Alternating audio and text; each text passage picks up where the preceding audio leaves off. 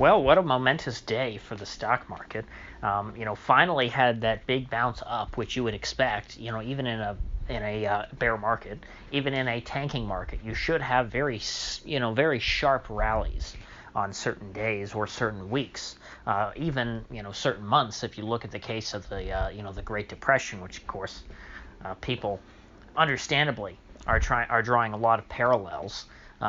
Especially since today was the best day for stocks on a percentage basis, I believe, since 1933, which of course was right in the middle of the Depression. But of course, one day a stock market recovery does not make. Certainly does not make an economic recovery, which of course people are already talking about. I mean, even I, as apocalyptic as, well, I'm not that apocalyptic, but I am compared to most ordinary people who had absolutely no idea that the economy was going to be in trouble with or without the Wu flu. But there has been some optimism in the air starting on Sunday night, I think, because the president, and there's been a lot of debate about this now on the internet, which is interesting. People have sort of picked up on what he was, they're picking up what he was putting down, talking about that, hey, maybe the situation is not so terrible to warrant all of these extreme measures forever. And, maybe we've gone a little too far in locking down our economy. Even Andrew Cuomo, who, in my opinion, has been pretty straightforward with people as far as all this was going. But not too long ago, he was talking about he was implying he wanted a lockdown of the whole country, a national lockdown. And that seemed like a real possibility, which thankfully has faded into the distance. I was very worried about that, but, certainly over the last few days, the president's been talking, that is completely off the table. I'm certain that they discussed that and very seriously considered it. He seemed very worried that this virus thing, not too long ago, last week, that this virus was going to be a very big issue, and now that his fears seem to have been abated a bit. Something I noticed is that Dr. Anthony Fauci, who is a bit of a straight talker, at least that's his reputation, he's been absent from the last couple briefings. He, of course, on Friday, I believe it was asked about chloroquine, this drug that the president has been hoping might have some effect in treating the symptoms of this virus, and Fauci shot it down pretty quick and said, "Oh yeah, you shouldn't get your hopes up. It's probably nothing. We're doing a lot of tests. There's a lot of drugs that might have some effect, but we don't know without proper experiments and double-blind tests." And so I think he got a timeout for a couple days, but he was back today, alongside guess who? Larry Kudlow. The former CNBC stock market cheerleader. The markets love Larry Kudlow. Whenever you have a down day in stocks, as Zero Hedge would say, unleash the Kudlow, and hopefully he can ramp it green. And so Kudlow came up and joined in with what the president was saying, that things are locked down a little too much. We can start opening up our economy. The president actually even gave a hard date. He said Easter Sunday he's hoping to be able to start opening up America again, that America will be back for business. And he said, wouldn't that be beautiful? We have Easter, and that's the time of the resurrection then, and then our economy will be will come back to life just like Jesus. And wouldn't that be a miracle? And the press, in a kind of this woman from CNN, in kind of a nasty way, was going like, well, is that based on any evidence, or are you just basically spewing BS, Mr. President? And it was obvious the way he was saying it that this was an aspirational thing, that he's saying, hey, wouldn't it be nice if by Easter, all this was over? Obviously, it wasn't based in any facts, so you don't need to be a jerk and point that out, but you can, or you should point it out. I shouldn't say that, because you don't want to get people's hopes up to think that this is actually going to be over by Easter, because it's not. There's no evidence to that. And in fact, they asked Fauci, and he had to kind of softball it a bit, and without completely coming out and saying, well, the Easter date is total nonsense. He made the very fair point, which again, this is a point that Trump has been making the last couple days that make me feel much better about the prospects of what the government is going to do to respond to all this, and how terribly it might impact all of our lives. Fauci and Trump today both made the point that this outbreak is going to have a different effect. It's going to affect the country to differing degrees. So different parts of the country. So New York, they kept citing New York. New York is being hit terribly, obviously, because they have a massively dense population with millions of people. It is the biggest city in the United States. It might be the biggest city in North America. I'm not exactly sure how many people live in Mexico City, but other than Mexico City, which I don't know, but it's one of the two, either Mexico City or New York, that are the biggest cities in North America. And so it's pretty obvious, that they're going to have a very big problem. But you take most of the country, geographically speaking, is very sparsely populated, and there's no real reason to lock them down to the same degree. And in fact, they took this this localization of the problem and focus on specific communities so far, to the extent that they said, hey, if you're a New Yorker outside of New York City, you should be self-quarantining for 14 days because you probably were exposed to this if you're from New York. If you ran out of New York because you were afraid of the lockdown that was coming, if you got out of the city, well, you should quarantine yourself now because you don't want to, because New Yorkers are so, as they were saying, so much more likely to be infected. That if thousands of people just fled New York City and spread out across the country, what they can start doing then is start planting the disease in all sorts of other communities and creating, a bunch of clusters that are secondary to New York.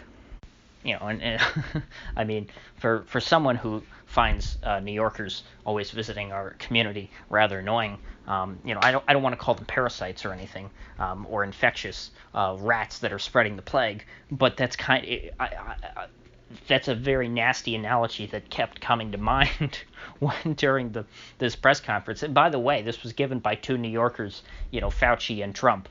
But the way that they were talking, you could make some pretty nasty jokes about New Yorkers.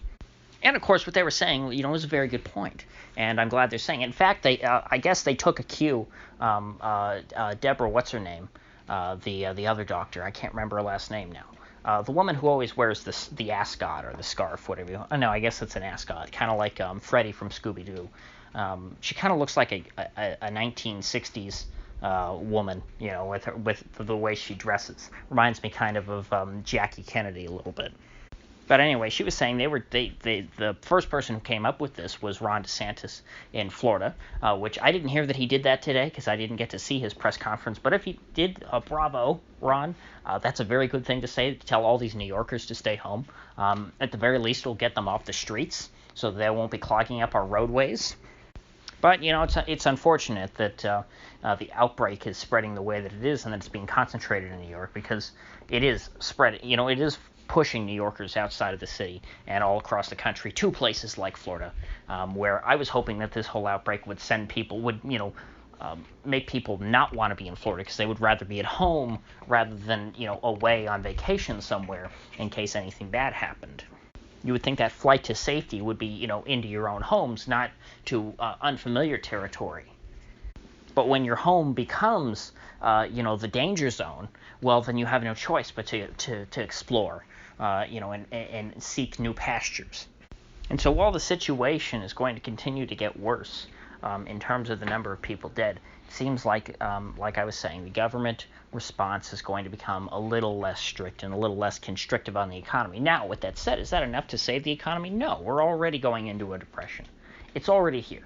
The system is broken. The system was very fragile. It was very complex. And so therefore, this slight little disruption, as I've explained over and over again, has broken our system. And so you can't just put Humpty Dumpty back together again. He's broken into 1 million pieces. He didn't break into 5 pieces. He broke into 1 million pieces. And so this bipartisan stimulus deal, which, by the way, was the source of great optimism on Wall Street today, you could say that, just in the same way that Wall Street rallied for so long on trade talk optimism, which, by the way, trade talk's completely off the table. Remember the trade deal, the end of the trade war? I mean, it feels like so long ago. The trade war is officially, I think, still going on, because they never, we never had any finalized. Phase 1 deal was supposed to come out not too long ago anyway. Trade talk optimism, that's long out the window. Well, now we have stimulus deal talk optimism. And Nancy Pelosi came out today and gave a nod to Wall Street and said that she's very optimistic that there's going to be some kind of a deal in the next few hours. Well, we got to 4 o'clock today in the close of the market, and no deal had materialized. Now, one may still come tonight or very soon, so obviously markets are rallying off of that. Kudlow came out and made a bunch of bold pronouncements saying that this is the biggest Main Street bailout ever, which I don't really know what that means. Or actually, he didn't use the term bailout, of course, because bailout is a dirty word. But he emphasizes this is about Main Street, not Wall Street. Well, if that's the case, again, all you're going to do is create lots of inflation. I've explained why. I won't do that again today. And the amount of money keeps going up that everyone's going to receive. At first, it was $1,000. They were saying. Then I think it went to $1,200 for a short period of time. Well, now Kudlow is saying everyone $1,500. And the price tag of the bill, if you remember originally, they were talking like $2 trillion, and that was a huge number. Everyone thought.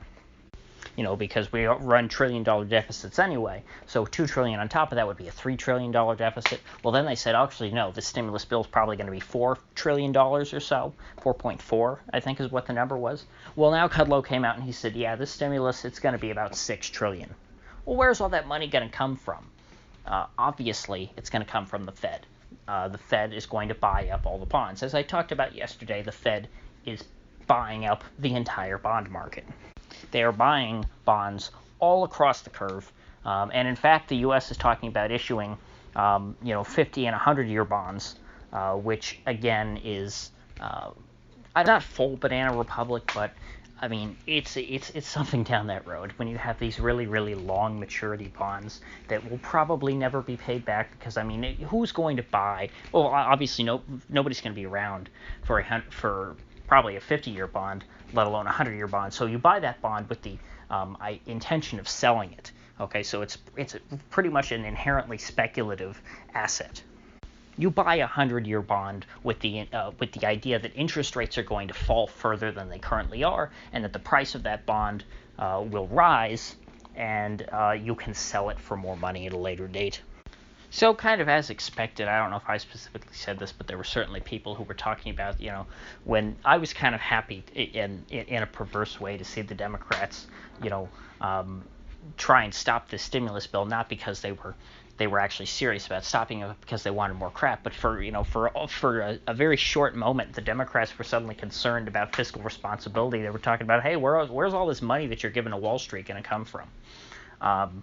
It was, of course, totally disingenuous, but they ended up negotiating for, just more money for everyone. That's basically what was going on here, and that's what's going to end up. And it'll probably be more than the $6 trillion that's already been discussed. As they negotiate and as nothing gets passed, this bill will get bigger and bigger and bigger.